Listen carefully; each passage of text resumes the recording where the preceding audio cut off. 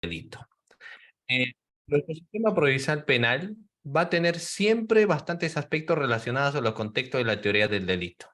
La teoría del delito se entiende que es la madre de todas las teorías porque a través de ello vamos a estudiar cada uno de sus componentes, vamos a estudiar cada uno de sus elementos. Sin embargo, no hay que desconocer la existencia de otras teorías como viene a ser la teoría de infracción del deber, que está básicamente relacionado a la conducta de quienes son sujetos cualificados, llámese en este caso funcionarios y servidores públicos, o cuando hablamos de la teoría del dominio del hecho, que hace referencia con exclusividad a la conducta de todas las personas que sin tener la condición de ser sujetos cualificados realizan comportamientos contrarios a derecho, como puede ser sustraer, como puede ser apropiarse, como puede ser lesionar bienes jurídicos tutelados, ¿no? Entonces ahí se evidencia la teoría del dominio del hecho.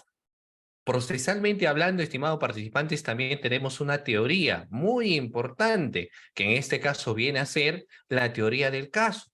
Precisamente hoy estábamos hablando también antes de ingresar a esta clase sobre lo que es la teoría del caso.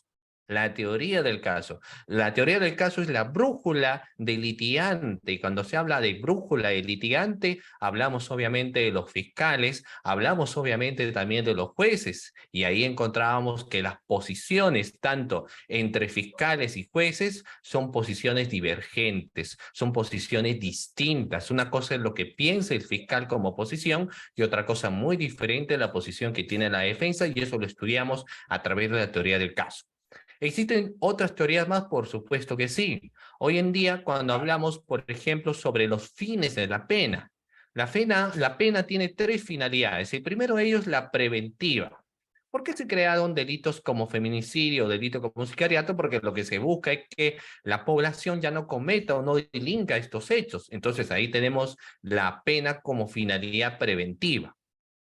Y cuando ya se pone en peligro un bien jurídico tutelado, o cuando ya se lesiona un bien jurídico tutelado, entonces ahí también ingresa la pena, pero ya la pena como sanción.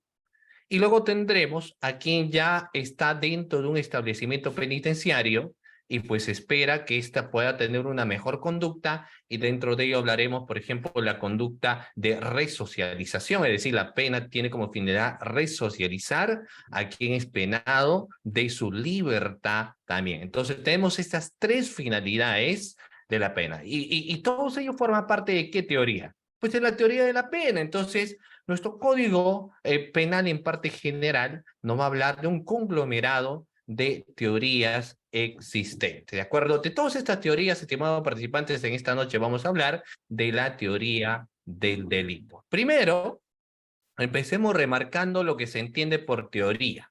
Primero partamos sobre ello, ¿no? Lo que viene a ser la teoría. Cuando hablamos de teoría, doctores, es un instrumento conceptual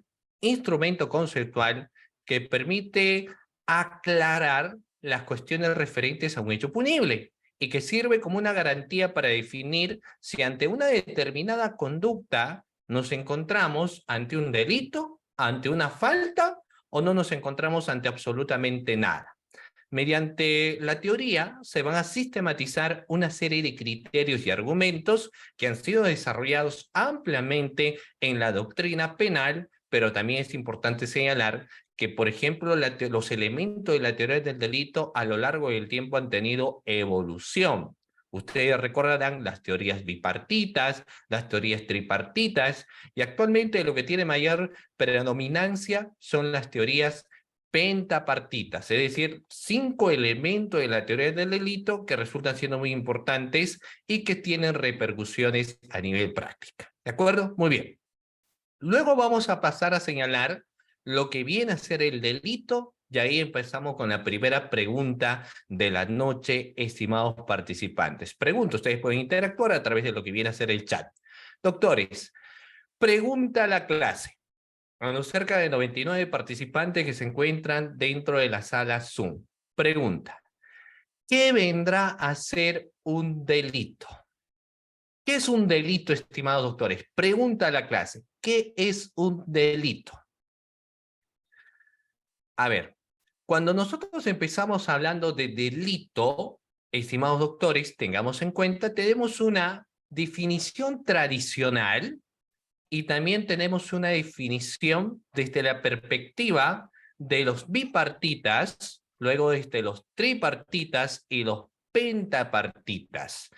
En el inicio, estimados participantes, cuando se hablaba de lo que viene a ser delito, el delito era igual a una acción, ¿no? Hablábamos del delito y hablábamos de acción, ¿cierto? Entonces se decía, el delito es una acción típicamente antijurídica y culpable. Durante mucho tiempo, hace 20 años atrás, era por lo general un concepto que muchas universidades se señalaba. Te hablaban de acción como primer elemento de la teoría del delito. Sin embargo, vamos a advertir que no solamente el reproche de punibilidad es cuando alguien realiza una acción. ¿Y qué significa una acción? Es un hacer algo, un realizar algo. La acción está relacionada al movimiento corpóreo de cada individuo, pero eso sí, es un movimiento corpóreo que genere una lesión a un bien jurídico tutelado o lo pone en peligro. Por ejemplo, cuando sustraemos un bien total o parcialmente ajeno, estamos realizando un movimiento corpóreo. Si yo tengo un objeto y lo sustraigo, hay un movimiento corpóreo de la acción. En el caso de las lesiones también existirá un movimiento corpóreo, como vienen a ser golpes, puñetes, patadas, puntapié, cabezazos, cachetadas, etcétera. Encontraremos un movimiento corpóreo por parte del sujeto activo. Movimiento viene a ser la acción, ¿no? Y durante mucho tiempo se decía que eso venía a ser el delito. El delito viene a ser acción, ¿no? Incluso cuando analizamos el iter criminis, mira, aquí hago un paréntesis, cuando analizamos el iter criminis tiene una fase interna y tiene una fase externa, ¿no? El iter criminis tiene una fase interna y tiene una fase externa, estimados participantes.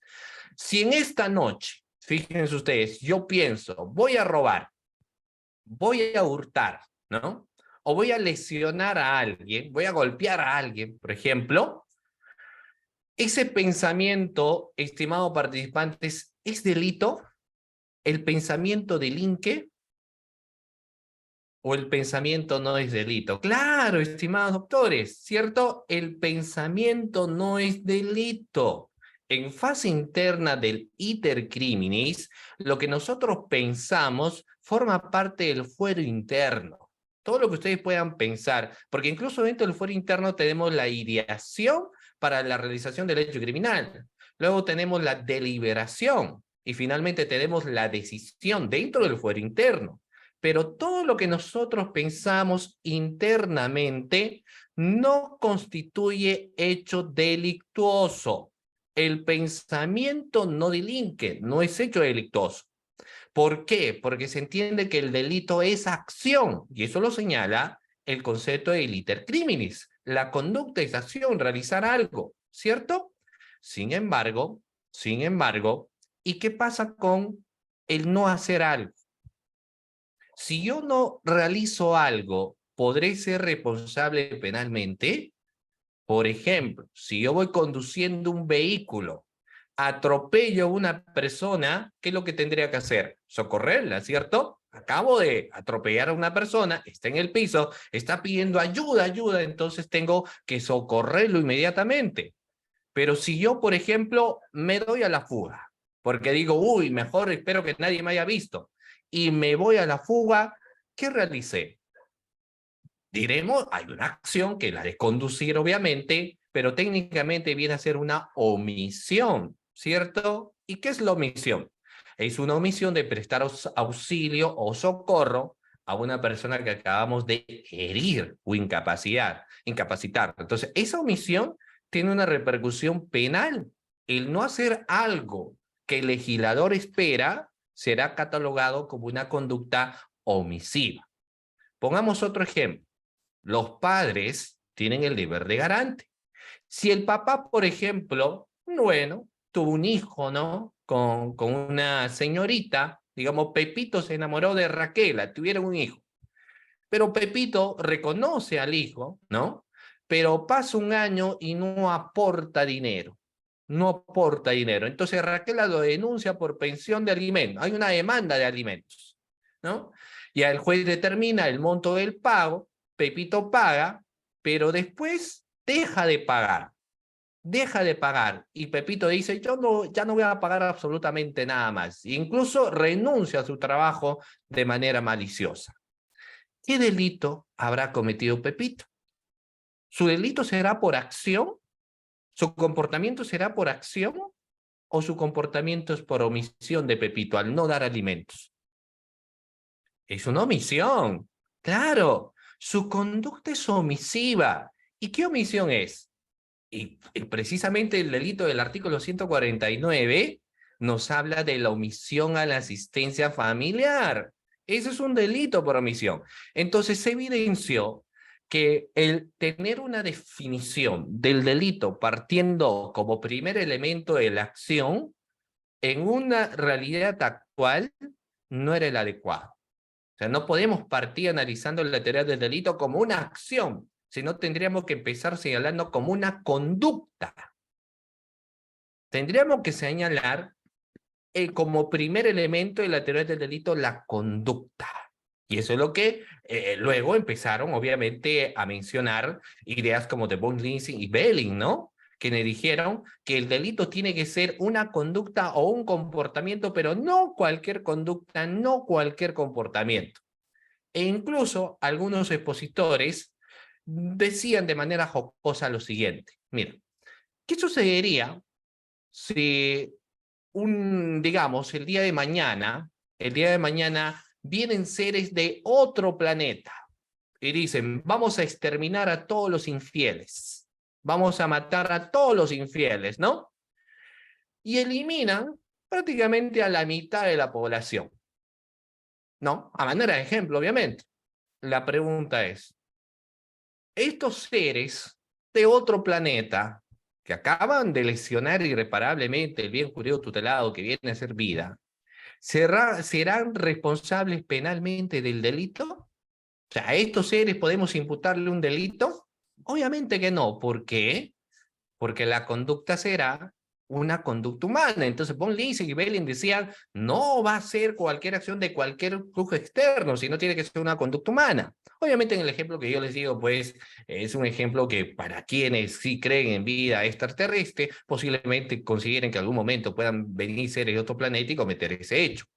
Pero en cuestiones terrenales actuales, por ejemplo, si una persona saca a pasear a un perrito sin su bozal y sin su correa, y este perrito es de raza brava, y termina mordiendo a una persona, ¿no? Y le genera, pues, prácticamente le destroza la pierna el perro cuando le muerde, la pregunta sería, ¿quién es el que tuvo dominio de la acción? Obviamente el perro. Entonces, ¿el perro será investigado como autor del delito de lesiones? Al perro habría que investigar, de decir, muy bien, Firulais, tú serás autor del delito de lesiones graves, por ejemplo, porque tú tuviste el dominio de la acción. Obviamente que no, ¿cierto? ¿Y por qué no? Porque la conducta, ¿qué tiene que ser? Una conducta humana. Entonces, imagínense si fuera no solamente el delito, un comportamiento humano, sino cualquier tipo de comportamiento de un ser que tenga vida. Entonces, obviamente, si un mosquito te pica y te genera una enfermedad, entonces al mosquito tendríamos que procesarlo, pues, ¿no? Porque él te acaba de acarrear, digamos, la enfermedad con el piquete que te dio. Pero lo que nos señala aquí es que el comportamiento tiene que ser humano. Entonces, partamos de eso. Ahora, una conceptualización anterior también, sobre todo el concepto de lo que eran los bipartitas. Entonces, bueno, para dejar claro ese primer elemento. Entonces, el primer elemento ya no se empieza hablando como acción, sino se empieza hablando como conducta humana o sencillamente conducta.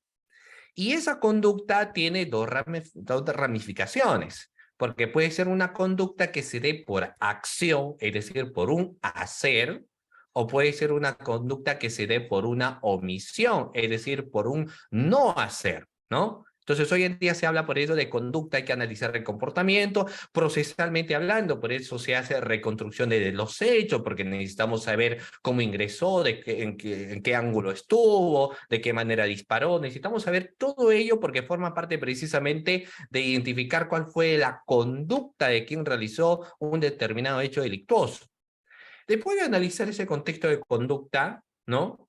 Se analiza lo siguiente: todo comportamiento necesariamente tiene que subsumirse dentro del ordenamiento jurídico. Es decir, el buen cristiano tiene que subsumirse dentro de lo que viene a ser nuestro código penal, para que exista reproche de punibilidad, ¿no?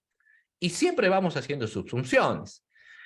Entonces, la conducta, si se va a subsumir dentro del ordenamiento jurídico, tiene que ser típica. Tiene que ser típica. Pero ¿saben lo que pasaba antes? La tipicidad lo juntaban con la antijuricidad. Por eso si leemos a veces algunos textos nos dicen, ¿qué viene a ser el delito? El delito es una conducta típicamente antijurídica, ¿no? O el delito es una acción típicamente antijurídica. Entonces juntaban en un solo elemento la tipicidad con la antijuricidad, ¿no?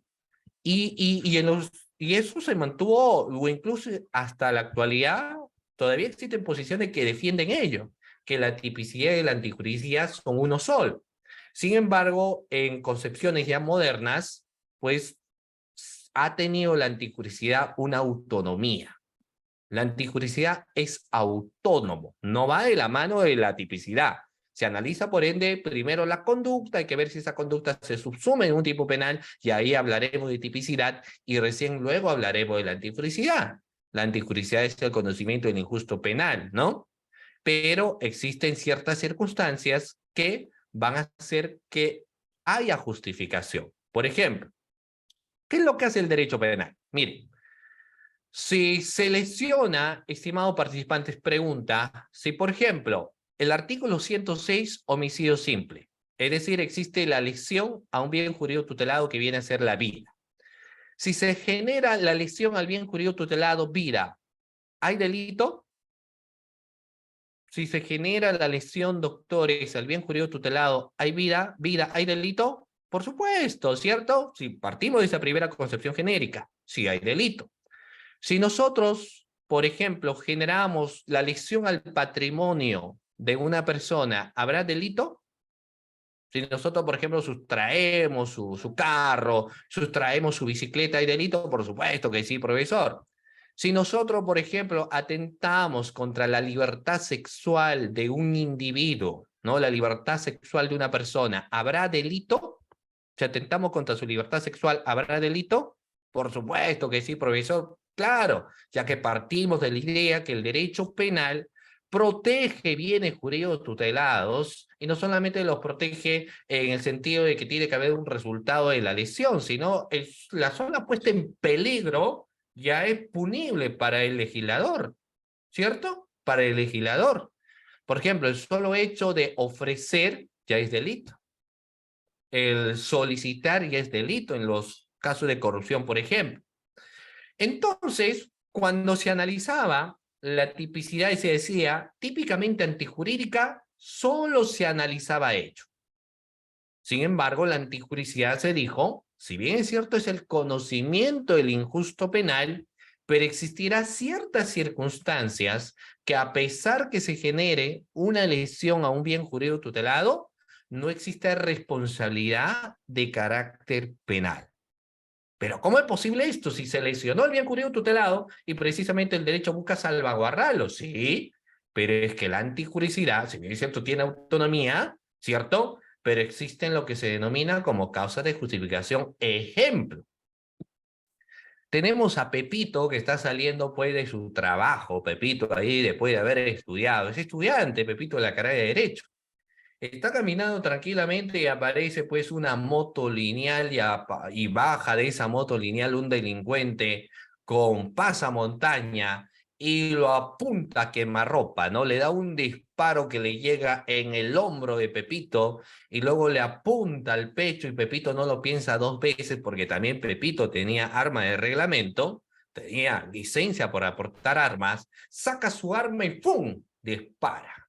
al delincuente, ¿no? Entonces, fíjense ustedes, ¿habrá lesión a un bien jurídico tutelado? Sí. ¿Habrá la lesión a la vida del delincuente? Por supuesto que sí. Entonces, si hay lesión al bien jurídico tutelado, que viene a ser la vida, ¿habrá reproche penal para Pepito? O sea, Pepito será autor del delito porque no ves que acaba de lesionar el bien jurídico tutelado, que es la vida del delincuente. ¿Habrá reproche de punibilidad para Pepito? Y la respuesta es no.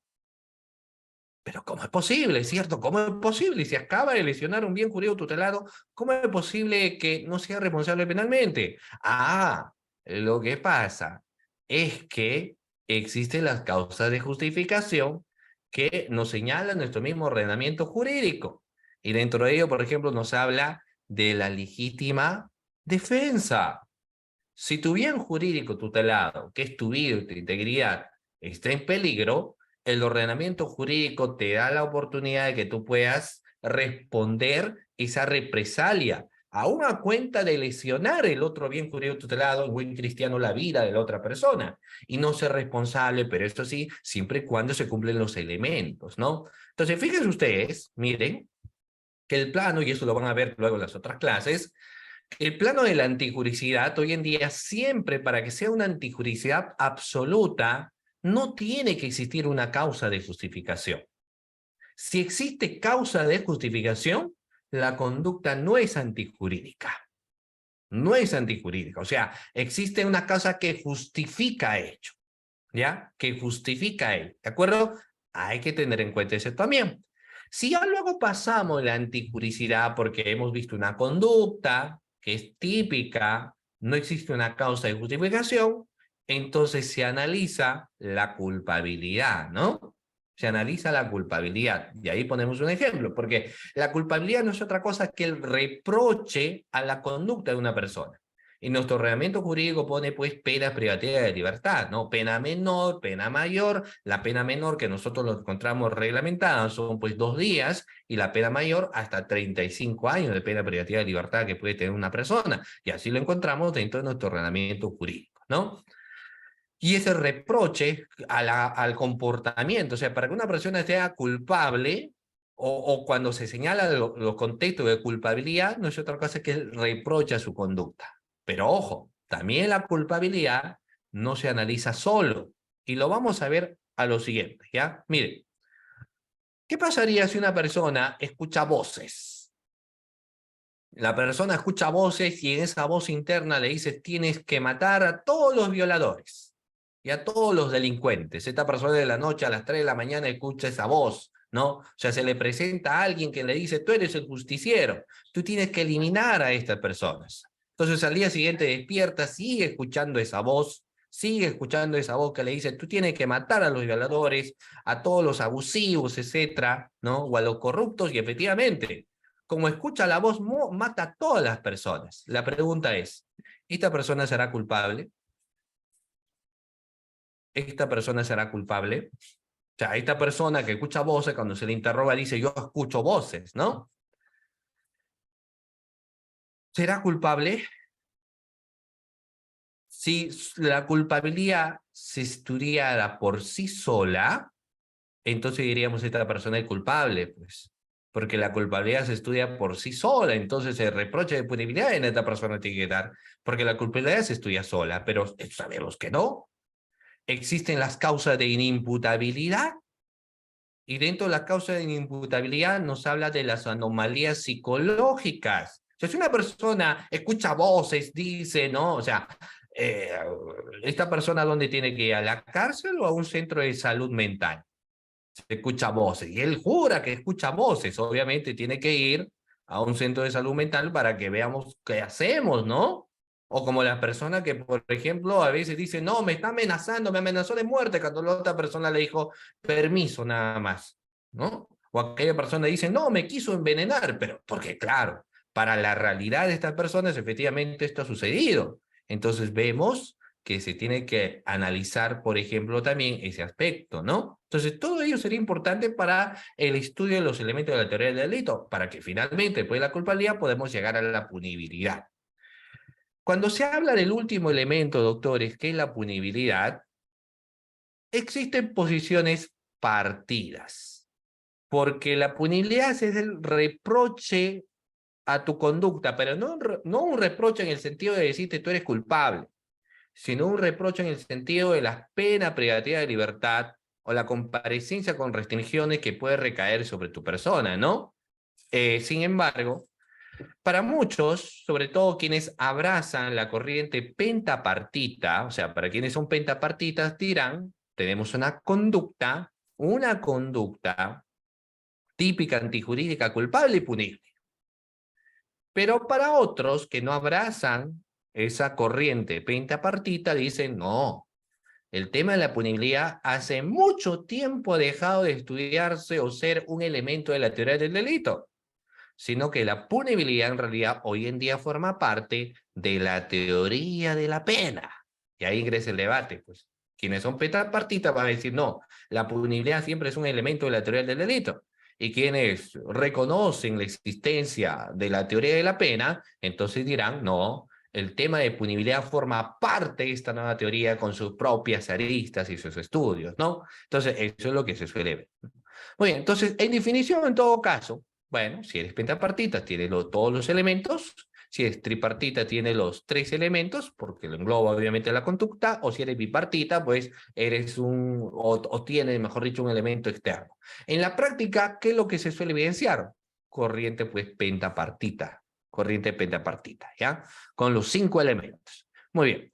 Todo eso que hemos mencionado, doctores, vamos a ver que siempre existe aplicación en el proceso penal. Como les decía, no es solamente una exquisitez dogmática, sino tiene repercusiones prácticas. El fiscal diariamente va haciendo tipificaciones y lo vamos a poner a prueba a continuación. Pongámonos en el rol del fiscal, o sea, todos los participantes que se encuentran en el Zoom y todos los que nos están viendo, pongámonos en el papel del fiscal. Imagínate que te llega la siguiente denuncia, ¿ya? Esta denuncia te llega de un informe de la UIF, es decir, de la Unidad de Inteligencia Financiera. La Unidad de Inteligencia Financiera ha advertido que Pepito tiene movimientos sospechosos porque a su cuenta bancaria ha llegado $4.000 hace 3 semanas y hace 2 semanas llegó $8.000. Asimismo, se advierte que Pepito tiene como ingreso mensual 2.000 soles. Sin embargo, en poco tiempo ya se ha comprado pues, departamentos, casas de playa, camionetas, etc. Estos son los hechos que te llegan a ti como fiscal y la pregunta es, ¿estos hechos iniciales en qué tipo penal podrían subsumirse? ¿Cuál sería el tipo penal, doctores, inicial para ti como fiscal que podrías iniciar la investigación? Si parte del informe de la UIF, Unidad de Inteligencia Financiera, que evidenció movimientos sospechosos y que o nosotros advertimos, por ejemplo, que no puede justificar sus ingresos, entonces inicialmente para mí podría ser lavado de activo. Podría ser lavado de activo, ¿cierto? Ahora, si es enriquecimiento, podría ser si yo señalo, por ejemplo, que Pepito era funcionario. Entonces, si yo digo que Pepito era funcionario, entonces posiblemente sea enriquecimiento ilícito, ¿no? Muy bien. Pasemos a otro ejemplo.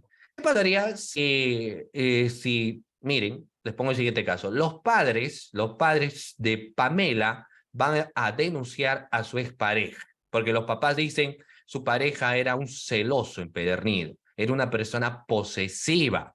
Por eso es que ya anteriormente la habían denunciado y había incluso medidas de protección para mi hija. A pesar de la existencia de esta medida de protección, su expareja, el padre de su hijo, vino a su casa y la prendió fuego y la mató. Eso es lo que denuncian los padres. La pregunta es, estos hechos iniciales, ¿en qué delito podrían subsumirse inicialmente? En feminicidio, pues, ¿no? Inicialmente podrían subsumirse en feminicidio, por ejemplo. Eso podría ser el delito, ¿no? Otro caso más, último. ¿Qué pasaría si a ti como fiscal llega una señora del campo y dice, yo tengo mis 10 vacas y mi vecina una noche, ¿no? vi que ingresó al lugar donde yo estaba. Yo salí porque pensaba que era un ladrón, así que la señora me vio y me golpeó. No conforme de golpearme, se llevó mi vaca. 2 de mis vacas se llevó, señor fiscal. Mi vecina me golpeó y se llevó mis 2 vacas. La pregunta es, ¿qué delito vendrá a ser?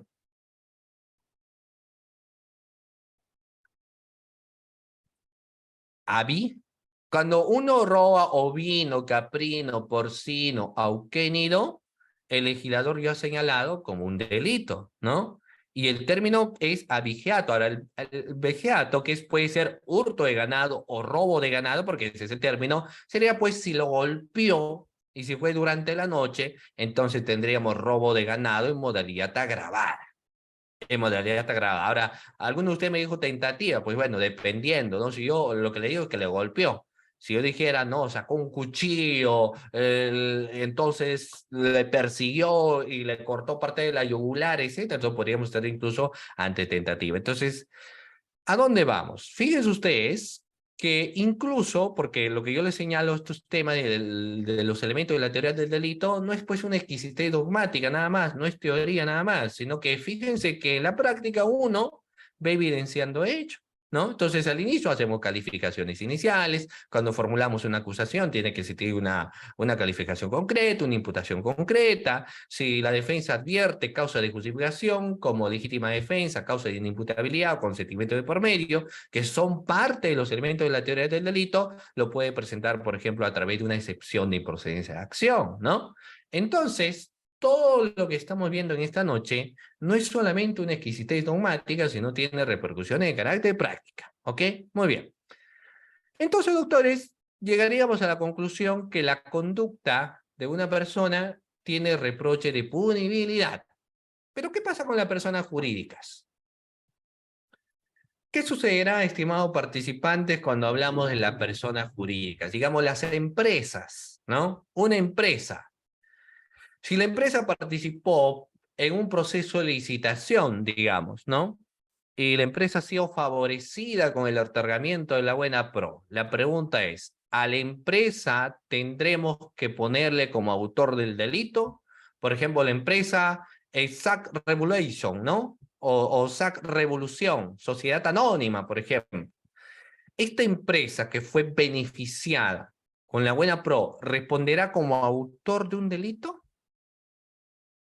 En la legislación peruana, en el Perú, no hablamos de legislación comparada, ni hacemos similitud, ni nada por el estilo, pero en el caso peruano, las empresas jurídicas, el tratamiento que hay que hacer a la empresa jurídica, significa que yo puedo incluir en mi investigación a una empresa como autor del delito. ¿Puedo comprenderlo como autor del delito? Obviamente que no, ¿cierto? En el caso del Perú, pues la responsabilidad no recae sobre las empresas. Entonces, si no recae sobre las empresas, ¿sobre quién recae? Obviamente tiene que ser una persona, ya hemos dicho, la conducta es humana, no es una conducta empresarial, entonces va a ser sobre la persona que podría ser el representante legal de la empresa, que podría ser el gerente general de la empresa, que podría ser el mayor accionista, o podría poner varios participantes de la empresa, ¿no? En el caso peruano, las empresas jurídicas no tienen una responsabilidad de carácter penal. El titular de la empresa responde, o el que tuvo participación dentro de la empresa, si el gerente general ha delegado, por ejemplo, participación en alguno de sus integrantes, ¿no? Pregunta, entonces, si no tiene responsabilidad la empresa jurídica como autor, ¿qué responsabilidad tiene? ¿O no tiene ninguna responsabilidad la empresa jurídica? Se exime de toda responsabilidad. Si hay una responsabilidad, ¿cierto? Su responsabilidad es civil. Si una responsabilidad, por ejemplo, podría ser o administrativa, el cierre de la empresa temporalmente, o una sanción mayor que incluso el cierre definitivo de la empresa, pero no tiene una responsabilidad de carácter penal. Quienes responden son los autores. ¿Y esto por qué también? Porque la empresa piensa, ¿no? Entonces, porque cuando hay que aplicar delito a alguien, y para que sea autor, se tienen que configurar cada uno de sus elementos. Entonces la empresa jurídica tendría que pensar, ¿no? Y las empresas no piensan, pues. ¿Cómo va a pensar una empresa? Piensa su representante, por eso es que no le acuñan autoría. Pero si es así, ¿por qué en España la acuñan? Es que lo que pasa es que en España es diferente. Ahí hay una polémica y un debate y una sustentación bastante interesante. Ellos dicen, si la empresa tiene una estructura que se ha tenido a bien de crear con fin delictuoso, entonces sí es responsable como autor la empresa. Es cierto, la empresa no piensa, pero la estructura de la empresa ha sido para cometer un delito. Y por eso lo catalogan como autores, ¿no? Obviamente sus representantes también. ¿Ya? Muy bien. Entonces, conclusión, en el Perú, las empresas jurídicas no responden como autores. Solamente su responsabilidad es accesoria, ¿no? Ni siquiera, no cómplice, no, cómplice no, sino que es accesoria, civil o administrativa, ¿no? Muy bien. Entonces, eso nos daría pie, doctores, a ir ya por el análisis del primer elemento de la teoría del delito. Sin embargo, la parte general nos dice, un momentito, todavía no te apresures, tranquilo, tranquilo. Antes de analizar el primer elemento, que viene a ser la conducta, te dice, hablemos de los supuestos de ausencia de acción. Hablemos de los supuestos de ausencia de acción, ¿no? Y así nos plantea. Pregunta a la clase, ¿cuáles vendrán a ser los supuestos de ausencia de acción? ¿Cuáles son, estimado participante, los supuestos de ausencia de acción? Metodológicamente, por ahí una ponente dijo, las feas no cometen delito, ¿no? La fea no comete delito. La suerte de la bonita, la fea la desea, pero en este caso la bonita desea la suerte de la fea, decían. Obviamente para un tema metodológico, ¿no? Y cuando nos decía que la fea no comete delito, lo que estaba haciendo referencia es que existían supuestos de ausencia de acción. Y ahí ingresa la pregunta. ¿Cuáles son los supuestos de ausencia de acción? Ya, muchos han dicho fea, ¿no? ¿Y por qué? ¿F de qué viene a ser, doctores? ¿F de qué viene a ser? Partimos de eso, ¿no? F viene a ser fuerza física irresistible. Por eso es la F, fuerza física irresistible. Lo vamos a detallar, obviamente. Si yo hablo de la E, ¿qué viene a ser la E, doctores? F, fuerza física irresistible. ¿Y la E qué viene a ser? No nos olvidemos. Estados de inconsciencia. Eso es la E. ¿De acuerdo? ¿Y qué viene a ser la A? ¿Actos? ¿Qué actos, doctores? Actos reflejos. Actos reflejos. Por eso cuando se dice la fea no comete delito, porque eso es es una forma metodológica para aprender, entonces nos dice F de fuerza física irresistible. E de estado de inconsciencia. Y A de actos reflejos. Miren la diapositiva. Ahí está lo que yo les señalaba. Si nosotros en un caso advertimos ello, entonces no se tiene por qué analizar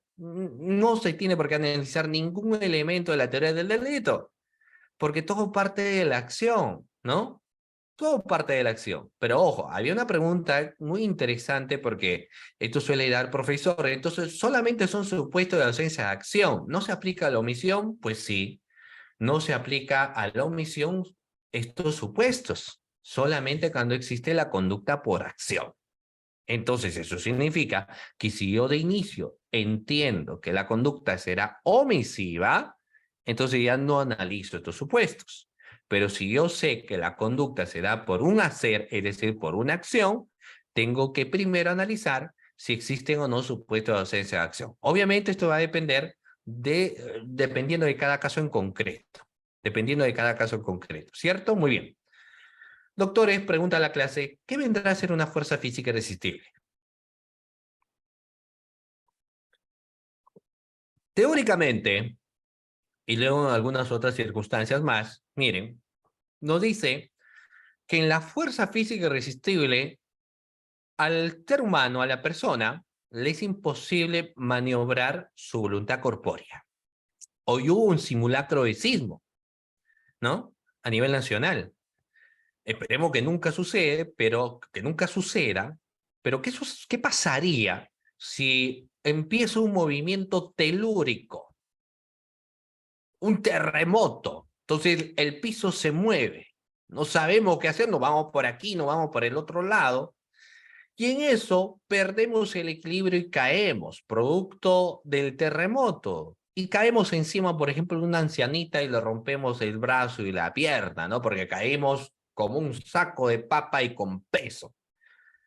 ¿No seremos nosotros responsables penalmente? No, porque esto fue producto de una fuerza física irresistible. Un estímulo externo, en este caso natural, hizo de que yo no pudiera maniobrar mi voluntad corpórea. Otro ejemplo. ¿Alguna vez, doctores, estimados participantes amigos, nos han empujado en alguna ocasión? A muchos, ¿cierto? Ya sea jugando fútbol o caminando, etcétera, nos han empujado. Cuando alguien te empuja, puedes en ese momento reaccionar rápido, algunos sí, algunos no. ¿Qué pasaría si tú estás caminando tranquilamente y alguien te da un empujón? Y tú en ese momento pues te caes encima de una niña, ¿no? Y la golpeas fuerte y la niña pues ahí nuevamente se fractura, digamos, o se fractura el brazo. ¿Tú serás responsable penalmente? No, porque fue producto de un embate, de una fuerza externa, una fuerza que tú no pudiste maniobrar. O si no, al compañero que está a tu lado, por ejemplo, a ver, empújalo. O sea, cuando si tú estás atento, puedes hacer resistencia. Pero si no, a ver, alguien te empuja, ya no puedes tú maniobrar. Es muy difícil, ¿no? Solo por un acto reflejo pondrás la mano, el pie, pero ya no puedes hacer, ya no hay vuelta atrás. Entonces, la fuerza física irresistible está relacionado a la acción. Sin embargo, existen teorías que mencionan que podría ser fuerza física irresistible también cuando hablamos de fallas motoras, por ejemplo. Si tú conduces un vehículo que acaba de salir del mecánico y te dice todo check, todo bien, y tú vas conduciendo el vehículo y a mitad te fallan los frenos, y aparece pues una ancianita y tú la arrollas, no será responsable penalmente porque esto fue producto de una fuerza física irresistible motor, ¿no? Claro que ahí hay que ver y hay que evidenciar ese caso a través, por ejemplo, de una pericia, ¿no? Pero en suma, doctores, eso viene a ser la fuerza física irresistible. Luego tenemos los estados de inconsciencia. ¿Qué nos hablan respecto a los estados de inconsciencia? Nos dice aquí, en un estado de inconsciencia, estimados participantes, ¿qué vendrá a ser? Pregunta, a ver, para ir conociendo algunos contextos y sus ideas que ustedes tienen también. Doctores, ¿qué vendrá a ser un estado de inconsciencia? Uno dice, estoy inconsciente. ¿Qué es un estado de inconsciencia? Muy bien, perfecto. Me dicen por ahí el uso de algunas sustancias nocivas. Ok, muy bien, Ricardo. ¿Qué vendrá a ser? Lo que están en estado de ebriedad. Muy bien, correcto. ¿Qué es un estado de inconsciencia? Muy bien. Vas manejando y te duermes y atropellas. Puede ser. Muy bien. Por ejemplo, estamos en estado de ebriedad. Alcohol nos dice. Ok, miren, incapacidad de resistir. Bueno, puede ser, aunque más la incapacidad de resistir como que jala más a la fuerza física irresistible, ¿no? Pero podría ser, mire, vamos a ver, sonámbulo. Bueno, mire, vamos a ver. Cuando hablamos de un estado de inconsciencia, porque cuando hablamos de la fuerza física irresistible, la persona no puede maniobrar su voluntad corpórea. Pero cuando hablamos de un estado de inconsciencia, la persona no puede discernir la realidad. Eso es un estado de inconsciencia. La persona no puede discernir la realidad. En cristiano, borra cassette. Un ejemplo típico de estado de inconsciencia es el sonambulismo.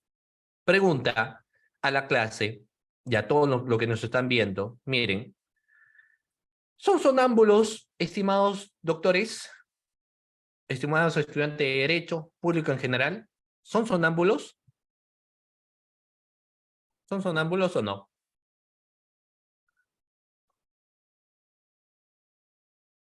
Muchos me dicen, no soy sonámbulo. ¿Y cómo sabes? ¿Cómo sabes que no eres sonámbulo? El sonambulismo existe, dicho sea de paso, ¿no? Está comprobado. Hay personas que son sonámbulos. Alguien me lo dijo, eso es otra cosa, pero hay muchas personas que si viven solos, por ejemplo, son sonámbulos y no saben que son sonámbulos. Entonces en la noche mismo chavos se levantan, empiezan a caminar, agarran su saco y lo mueven al otro lugar, ¿no? O abren la ventana y luego regresan y se quedan dormidos. Hay personas que durmieron en su cama y aparecieron en el sofá y dicen, ¿en qué momento, madre mía, estoy aquí?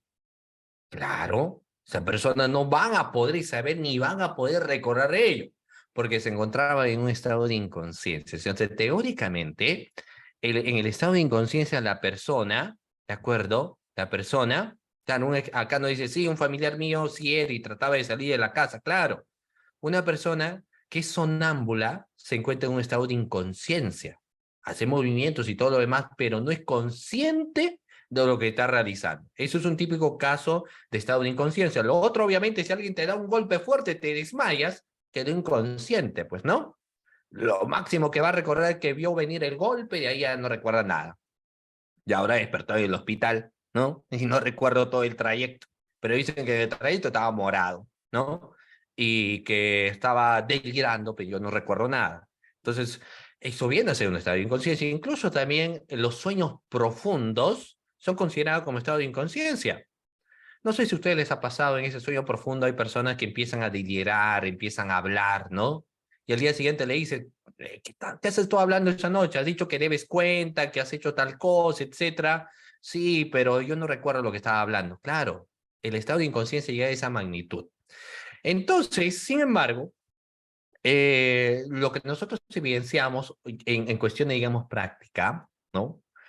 Es que el estado de inconsciencia se va a dar cuando la persona ha consumido alcohol o cuando has consumido alguna sustancia psicotrópica, es decir, drogas, estupefacientes. O sea, la persona puede consumir alcohol a un nivel alto que no sea consciente de lo que está realizando, o una persona podría consumir una sustancia psicotrópica y no darse cuenta de lo que está realizando.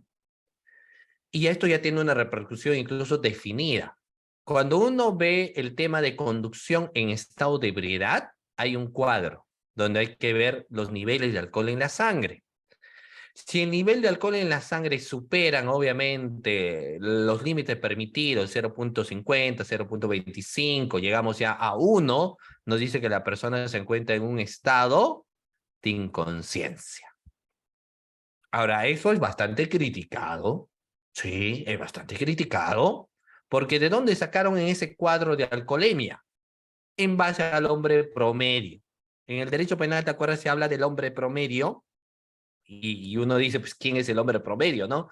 Ahí preséntamelo más o menos para conocer al hombre promedio, porque el derecho penal en parte general te dice, no, el miedo insuperable será aquello que el hombre promedio no va a poder superar.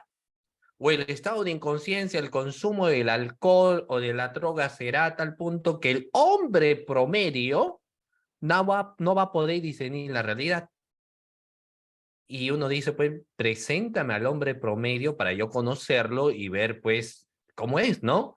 ¿Y por qué les digo eso, doctores? No es sorna, sino lo que pasa es que en el caso de la conducción en estado de ebriedad, si nosotros nos vamos respecto a lo que viene a ser el cuadro etílico, suficiente con que llegue en el cuadrante número 4 para que la persona sustente estado de inconsciencia y no tenga reproche de punibilidad, ¿ah? Dice, no, acá es un estado de inconsciencia, por ende, no es responsable penalmente.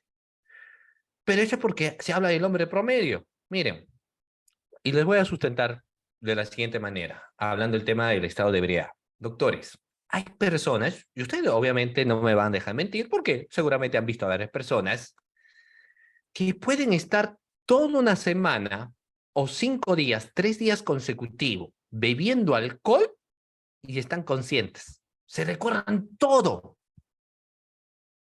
Y consumen jabas y jabas y jabas y jabas de cerveza, pero están obviamente mareados, pero lúcidos. Esa persona cuando le hacen la prueba de alcoholemia supera los gramos de alcohol en la sangre, pero no está inconsciente, ¿cierto? No está inconsciente y sabe todo lo que está realizando. Y hay otros lo que son a la inversa. Un vasito está deprimido, está melancólico, ya no se recuerda nada. Y empieza a hacer muchas cosas, ¿cierto? Entonces, el alcohol en la sangre de una persona varía de persona en persona. Por eso que cuando el derecho penal dice el hombre promedio, dicen, oye, a ver, dime quién es el hombre promedio para conocerlo. Porque de individuo en individuo difiere ello, ¿ya? Pero el derecho penal también es bastante inteligente, porque el derecho penal dice, ah, no, también vamos a ver el acto in causa. En el caso del acto in causa se va a evidenciar cuando la persona adrede, a propósito, ingiere licor o consume una sustancia psicotrópica para cometer el delito. Entonces dice, no, voy a beber alcohol para que luego diga, estuve en estado de inconsciencia, ¿no? O me voy a pinchar por ahí algunas sustancias prohibidas para decir que estoy en estado de inconsciencia, para decir que estaba drogado y no recuerdo. Pero el acto o la teoría del acto libre in causa nos dice que cuando se evidencia que más bien se provoque intencionalmente ello, entonces más bien será un agravante a tu conducta. Será un agravante a tu comportamiento porque tú provocaste eso, ¿no? Muy bien. Bueno, el último, doctores, son los actos reflejos. En el caso de los actos reflejos son los actos involuntarios. Todos nosotros tenemos actos reflejos, ¿ah? Cuando alguien te aplaude en la cara, entonces pestañeas, ¿no? Un acto reflejo. O alguien te pone la mano, entonces tú sale porque es un acto reflejo, tú no te lo esperabas, ¿no? Todos nosotros tenemos acto reflejo ante una acción que podemos hacer, ¿cierto? Pestañamos, nos movemos, si alguien viene, hay personas que cuando piensan que te van a golpear, entonces por acto reflejo tú puedes levantar la mano o puedes levantar el codo, ¿no? Es un acto involuntario de la persona. ¿Y por qué el legislador lo ha acuñado? Porque hay una historia en este caso. Aquí había un joven que vino a agredir pues, a un chico y el chico por acto reflejo levantó las manos. Lo que pasa es que el puño impactó en el lente y lo dejó ciego, pues, ¿no? Y a él lo acusaban por lesiones graves, indemnización y todos los padres indignados.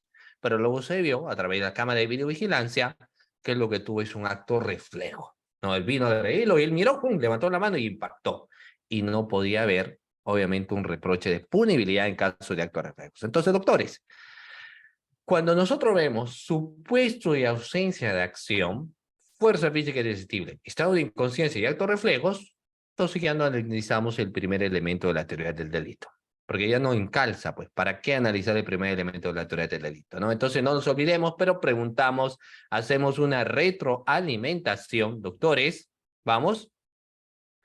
Supuesto de ausencia de acción, vamos, hacemos una retroalimentación. ¿Cuáles son los supuestos de ausencia de acción? Vamos, doctores, ¿cuáles son los supuestos de ausencia de acción? Esto es importante, vamos. Lo acabamos de decir, ¿ah? Hacemos una retroalimentación. Teníamos F de fuerza física irresistible. Tenemos E de estado de inconsciencia y tenemos A de actos reflejos, ¿ya? Estamos actos reflejos. ¿De acuerdo, doctores? Muy bien. Tenemos todo eso. Antes de continuar, doctores, vamos a ver porque ahora son las 10:11 de la noche. Como estamos teniendo una clase Zoom, yo no sé si están despiertos o están dormidos. Quizás todos ustedes están en un estado de inconsciencia. Yo estoy dictando la clase y todos están en estado de inconsciencia. Así que para ver que no están en estado de inconsciencia, estimados participantes, les voy a invitar a que puedan encender su cámara, por ejemplo. A ver, todo lo que están despiertos en esta noche, enciendan su cámara y pongan manito arriba. A ver, quienes están malogrados, o sea, con la opción de manito arriba, ¿no? Con la opción de manito arriba. Usted tiene la opción de manito arriba, ¿ya? Entonces, a ver, enciendan su cámara o pongan manito arriba, estimado participante, para ver si realmente ustedes están despiertos, porque quizás están en un estado de inconsciencia. Yo estoy hablando, ustedes están mirando la cámara, pero su cabeza está en otro lugar. Entonces, eso, por ejemplo, sería un ejemplo típico de un estado de inconsciencia, ¿no? Muy bien, estimados participantes, entonces puedo ver que están despiertos. Aprovecho también para preguntarles, estimados doctores, el Zoom nos ha traído cosas importantes y dentro de ello que podemos estar conectados de diferentes partes de nuestro hermoso Perú. Así que les pregunto, ¿de qué parte de nuestro hermoso país, el Perú, se encuentran conectados, estimados doctores? ¿Desde qué parte de nuestro hermoso Perú se encuentran conectados? Ok, muy bien. Veo que diferentes partes de nuestro hermoso Perú se encuentran conectados en esta sesión de clase del día de hoy. Excelente, estimados doctores, excelente. Están desde Piura, Ayacucho.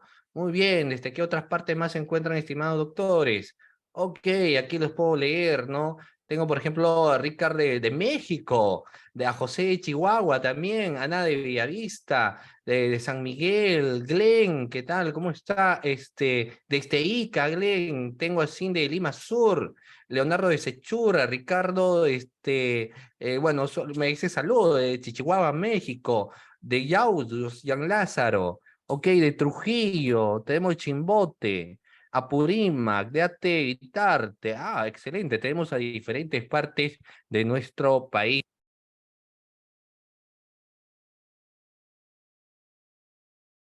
conectados, estimados doctores. Perfecto, entonces muy bien, estamos conectados a diferentes partes de nuestro hermoso territorio nacional. Y solo para recordarles que la presente sesión de clase del día de hoy va a durar hasta las 3 a.m. de la madrugada. Así que recién estamos empezando con la sesión de clase, tenemos todavía para rato. Recién, fíjense, vamos a estar 10 y 14, hasta las 3 de la mañana tenemos como 6 horas todavía. Vamos a ver quiénes resisten hasta las 3 de la mañana. Full parte general, estimados doctores. 3 de la mañana es el reto. Vamos.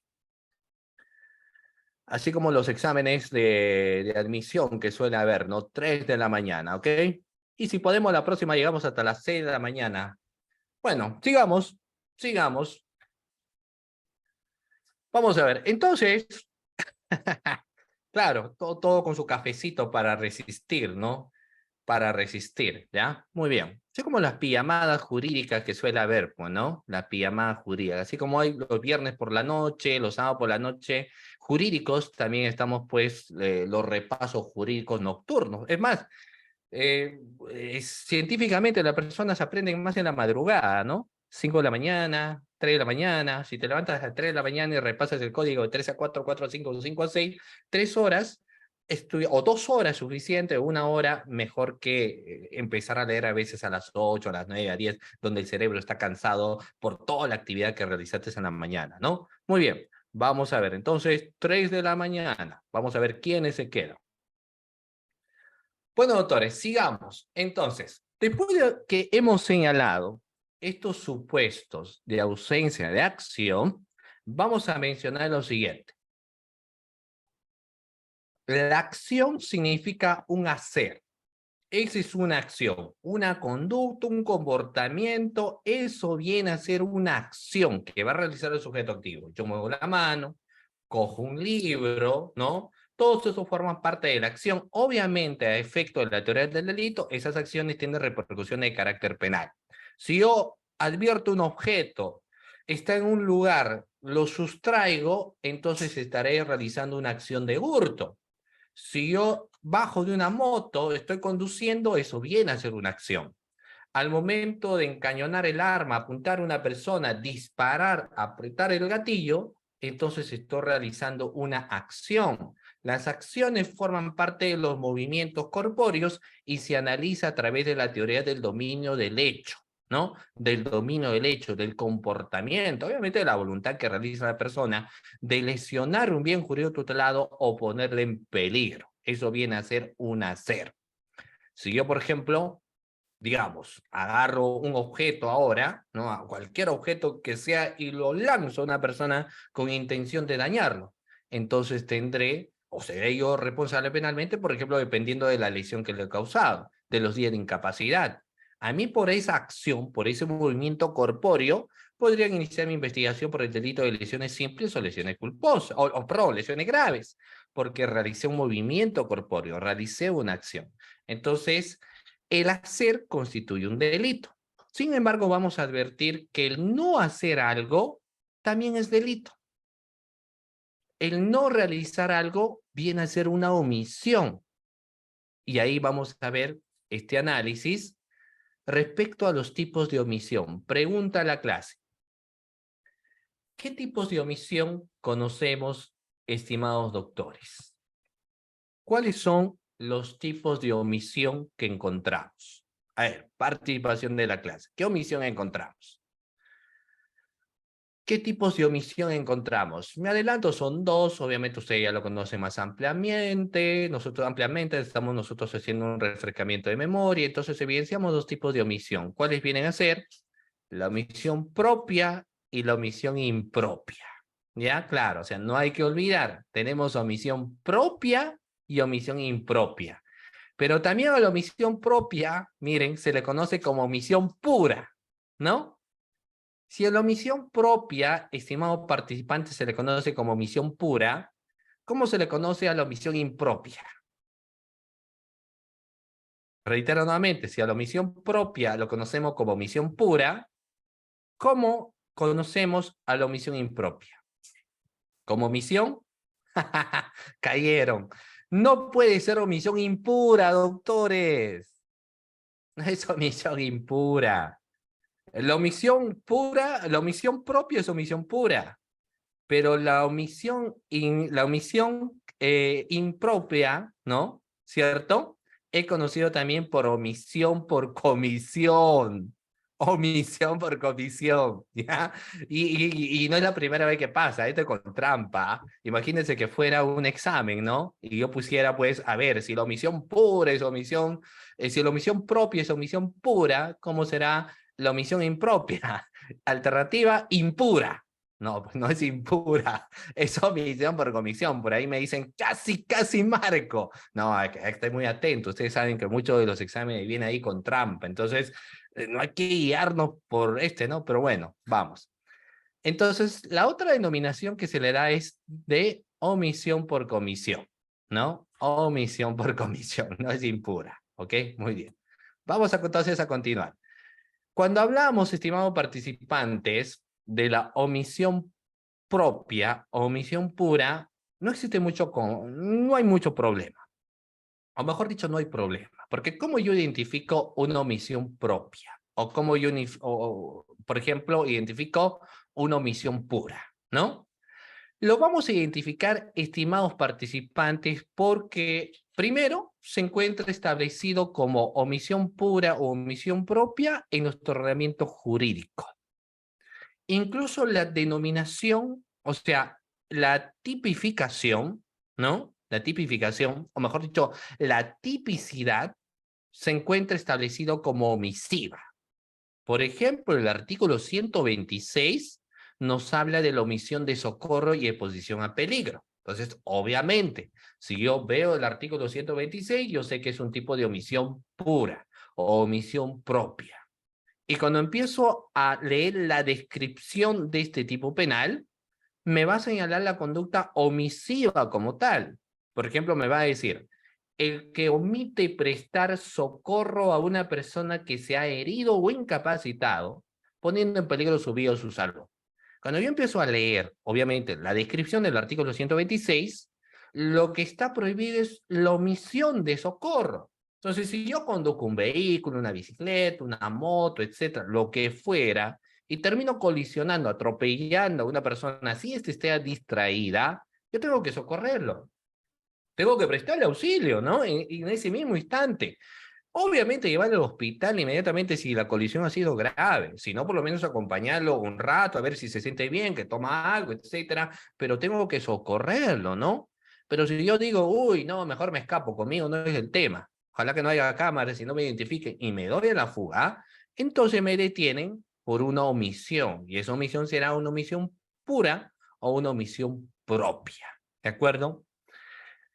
Y la conducta, como reitero, se encuentra como conducta omisiva. Luego tendremos el artículo 127 del Código Penal, la cual nos habla, por ejemplo, de la omisión de auxilio o aviso a la autoridad.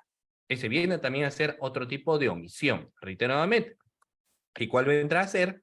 La omisión de auxilio o aviso a la autoridad. Regla del artículo 127 del Código Penal. También lo encontramos, perdón, otra vez omitido, establecido de esa forma. ¿Saben ustedes por qué? Por lo siguiente, miren, imaginémonos que viven en un condominio o afines a esto y escuchan pues a una señorita que dice, auxilio, socorro, no, me pega mi pareja. Entonces, muchas personas dicen, lío de pareja, mejor no me meto y me cierro, me escucho la música y acá no he oído absolutamente nada, ¿no? Pero el hacer eso configuraría, sí que obviamente lo detectan, en el delito del artículo 127, que es omisión de auxilio, ¿no? O en este caso, mejor dicho, aviso a la autoridad. Si yo estoy caminando incluso por la calle y veo una persona que está siendo agredida, golpeada y pide auxilio, yo tengo dos alternativas. Yo puedo recurrir al arresto ciudadano, obviamente si las condiciones y la fortaleza y el conocimiento de reducción a una persona tengo, entonces podría intervenir. Pero si no, tendría que comunicar a la autoridad más cercana. No hacerlo sería una omisión de auxilio o aviso a la autoridad. Y eso es un tipo de omisión pura, omisión propia. Ahora, obviamente este artículo también muchas veces cae en letra muerta porque la persona cuando ven a alguien que está pidiendo auxilio lejos de socorrerlo, se termina yéndose el lugar, ¿no? Si detectan este comportamiento, serían procesados por el artículo 127. Luego tenemos otro artículo de nuestro Código Penal que nos habla también, doctores, de la omisión pura o la omisión propia. Por ejemplo, la omisión a la asistencia familiar. El que y la descripción de esto se encuentra regulado en el artículo 149 del Código Penal.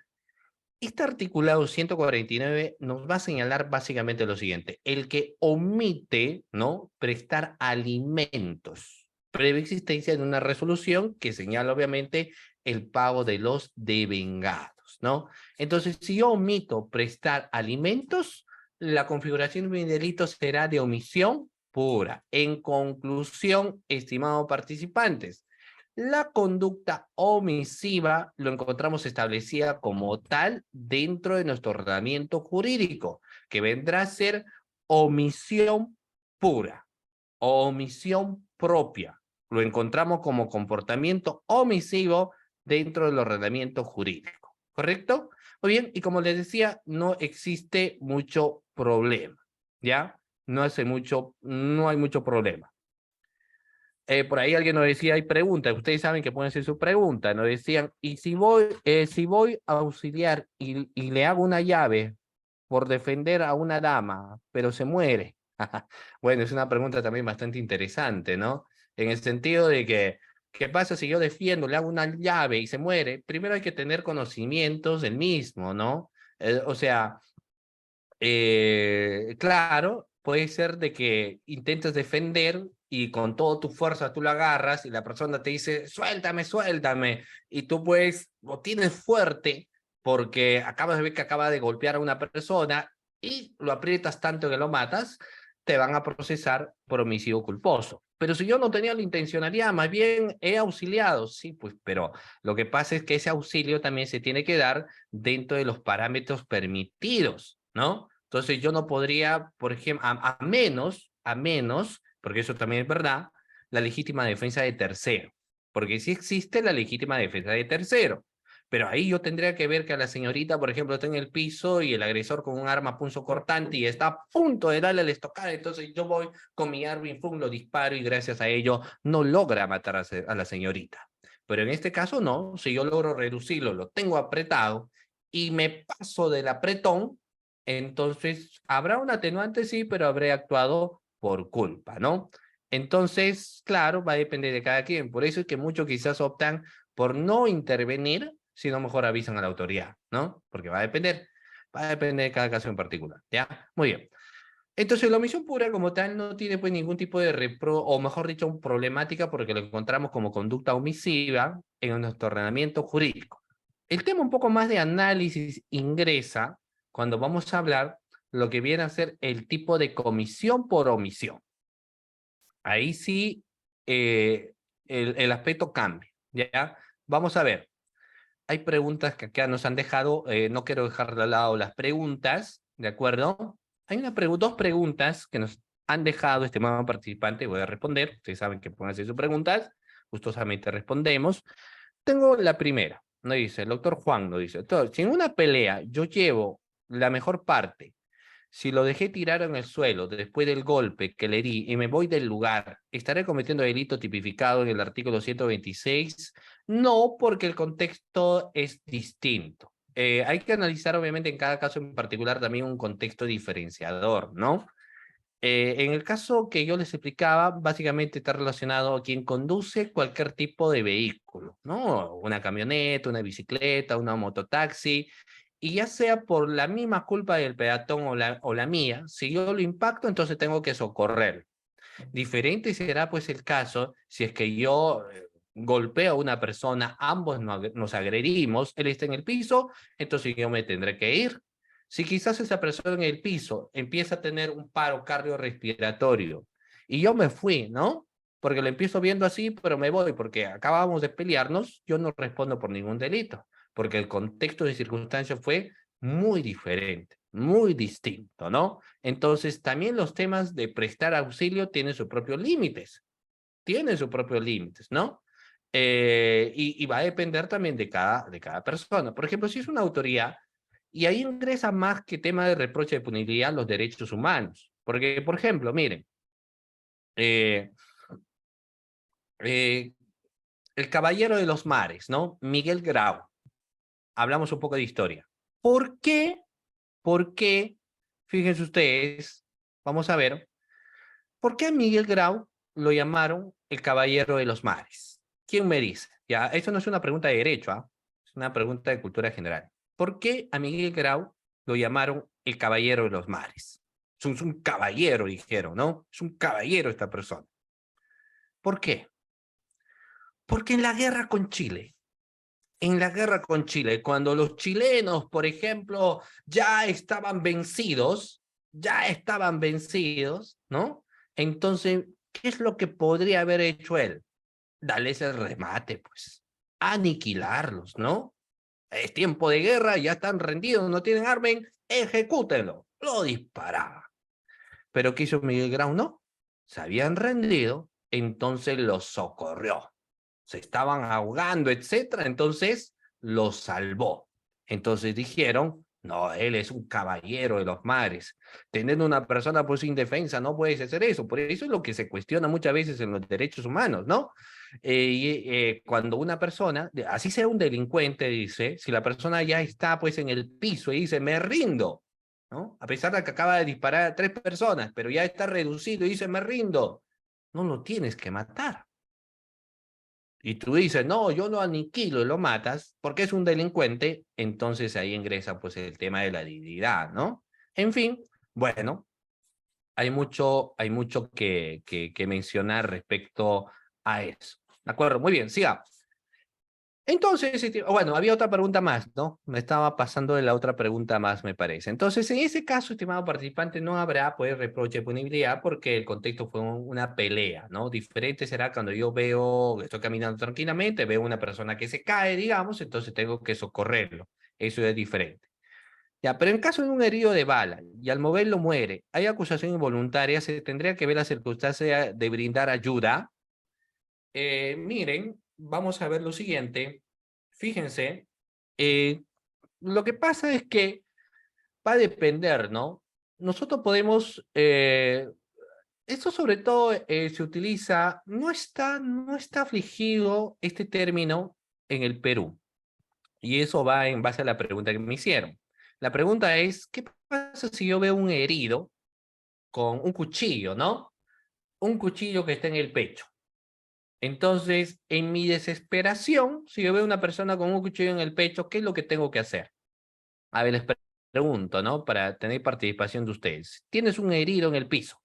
No sabemos quién le ha incrustado, pues, el arma homicida a la altura casi del corazón. ¿Qué es lo que tendríamos que hacer con esa persona que está en el piso, ¿no? Imagínense ustedes que es un familiar nuestro. Entonces, lo ideal sería, bueno, ayudarles. ¿Pero qué hacemos? ¿Llamamos a la ambulancia? ¿O qué deberíamos hacer, doctores? Claro, hay que apoyar, pero ¿cómo apoyamos? Hay muchas personas que cuando verían el cuchillo dirían, lo saco. ¿Y qué pasaría si esta persona, como lo ve con el cuchillo, dice, ah, entonces lo saco el cuchillo? Y se muere desangrado. Se muere desangrado. La pregunta es, ¿quién sacó el cuchillo será responsable penalmente? ¿Habrá que imputarle un delito? ¿Qué hacemos quien sacó el cuchillo?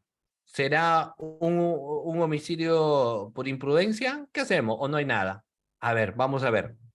Porque la persona lo que hizo es ver, digamos, a su tío o a su familiar en el piso con el cuchillo. Entonces uno no sabe qué hacer, se acerca, lo saco el arma, pues no. Y por sacarlo el arma hay una hemorragia interna y muere. Habrá sido imprudente, tendrá un deber de garante y eso ingresa con lo que vamos a señalar también, ¿ya? Fíjense ustedes que no va a tener represalia o repercusión penal. O sea, no va a cometer ningún delito. No hay delito. ¿Por qué? Esta persona fue imprudente, pero ¿él es acaso un especialista? No, no es un especialista. Si fuera un médico, sí podríamos hablar de una negligencia, seguramente, porque había un conocimiento sobre el medio, una expertise sobre el medio. Pero si no es un médico, entonces no se le puede imputar porque él intentó socorrer. Por su voluntad no va a tener repercusión penal, a menos que apliquemos lo que en España se conoce como la ignorancia deliberada. ¿Han escuchado hablar, doctores, de esa figura que en España se ve como es la ignorancia deliberada, la cual se sanciona a una persona que por ignorancia comete un resultado? Y eso se puede aplicar en este caso. Él debería saber mínimo primeros auxilios. Entonces, como no tuvo conocimiento, se aplica la ignorancia deliberada y él tendrá que ser responsable penalmente. Pero no se aplica pues en el Perú. Entonces, eso va dirigido básicamente a quien que por sostener que no tenía conocimiento, no sabía, no va a ser inimputable, sino que va a haber un reproche de punibilidad, ¿ya? En este caso que les cuento, no obviamente, porque la intencionalidad que esta persona tenía era de auxiliar, de socorrer, no habrá ningún tipo de reproche, ¿no? A menos que es evidencia de que él sí sabía y tenía conocimiento de que sacarle el cuchillo en el pecho iba a detonar en que él iba a sangrar y lo hizo intencionalmente, entonces ahí sí habrá un reproche de punibilidad. ¿De acuerdo? Muy bien, sigamos. Sigamos, doctores. Estamos hablando entonces ahora, para ingresar ya en materia, al tipo de comisión por omisión, ¿ya? Al tipo de comisión por omisión. Para analizar el tipo de comisión por omisión, se analiza la peculiaridad del tipo objetivo y también tenemos que analizar la peculiaridad del tipo subjetivo. Se analizan los dos, reitero nuevamente.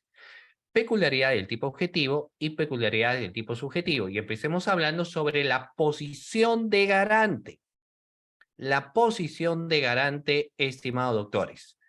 ¿Qué significa la posición de garante? Se da cuando corresponde al sujeto una específica función de protección del bien jurídico afectado o una función personal de control de una fuente de peligro en ciertas condiciones. Doctores, existen garantes por contrato, existen garantes por injerencia. Nosotros hemos sido, vamos a ser o estamos siendo de alguna u otra forma garantes. Ahorita ustedes están escuchando la clase, ¿cierto? Pero ¿qué pasaría si ustedes, fíjense, están escuchando la clase hoy, pero ahorita están preparando su caldo, ¿no? Su caldo de pollo o su caldo de patasca, por ejemplo, ¿no? Pero como están concentrados en la clase, están escuchando, viendo, dejan pasar y la sopa que están, ¿no? O el caldito que ustedes están hirviendo, empieza pues en ese sentido a calentarse más y empieza a rebalsarse más, ¿no? Empieza a rebalsarse más, ¿de acuerdo? Y eso genera de que hay un incendio, por ejemplo, en tu cocina. Mientras que tú estás escuchando la clase, te olvidaste que estabas preparando tu comida, no apagaste y se incendió tu cocina. La pregunta es, ¿tú estabas teniendo la posición de garante en ese momento? ¿Tú eras garante sobre lo que sucedía en tu cocina? Por supuesto que sí. Por supuesto que sí, ¿cierto? Tú tenías la posición de garante. Tú estabas cocinando, tú estabas ahí, pudiste a ver la clase, entonces tú tenías que haber sido no negligente, tenías que ver y apagar la cocina y continuar viendo la clase, ¿cierto? Porque ¿qué pasaría si venía una niña, por ejemplo, ahí? O tu propia hija, ¿no? Entonces te descuidaste, la hija mueve y se quema totalmente. Entonces tú serás responsable, obviamente, porque asume la posición de garante, ¿no? Tú tienes la posición de garante. El quien asume la posición de garante tiene que neutralizar el peligro. Ahora, los padres son garantes de los hijos, menores de edad, obviamente, ¿no? Menores de edad. Por eso es que si un menor de edad se sale de la casa, ¿no? Y los padres lo dejaron libre, no cerraron la puerta y al salir de la casa se metió en un pozo, los esposos, los padres del menor, pueden responder por un delito de homicidio culposo. Pero nosotros no lo matamos, sí, pero fueron negligentes, tenían una posición de garante. Los esposos tienen posición de garante. O sea, el esposo tiene la posición de garante para la esposa y la esposa tiene la posición de garante para el esposo.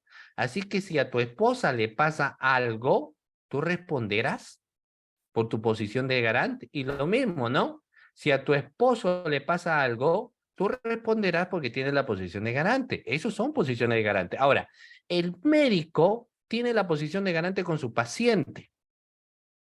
Y ahí empecemos los ejemplos más claros. El médico que tiene la posición de garante sobre su paciente, si va a realizar una intervención quirúrgica, tiene que contar con todo el personal médico o tiene que contar con las herramientas quirúrgicas. ¿Por qué? Porque él tiene la posición de garante, ¿no? Si no tiene el personal asistencial o no tiene las herramientas, no tendría que operar. Otro ejemplo. La persona que tiene un perro bravísimo. Por ejemplo, voy a preguntar, aquí hacemos un paréntesis también, ¿ya? Doctores, ¿ustedes tienen su mascotita? ¿Tienen su perrito en clase, les iba a decir? ¿Tienen su perrito en casa? ¿Sí? ¿Quién de nosotros no tiene pues su mascota en la casa, ¿no? Nuestro mejor amigo. Claro, todos lo tenemos. Doctores, a ver, ¿cómo se llama tu mascota? ¿Cómo se llama tu mascota? No importa que sea perrito o gatito, pero ¿cómo se llama tu mascotita? A ver, vamos a ver, doctores. Blackie. Ah, muy bien. Run Run. ¿Ya? Muy bien. Mufasa. Balto. ¿Cómo se llama? Chester. ¿Cómo más se llama? Jackson. Ah, ok, muy bien. Drago. Ah, ok. Naimia y Shasha. Chacarro. Manancanchu. Ah, muy bien. Dinky, Toby, Lono, Firulai, Teo, Jackson, Kuto. Chispita. Muy bien. Filomeno, el hámster. Ah, qué buenos nombres. Miski.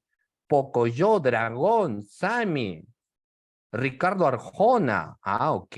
Pinocho, Bolaños, Chayanne, Shakira, ok.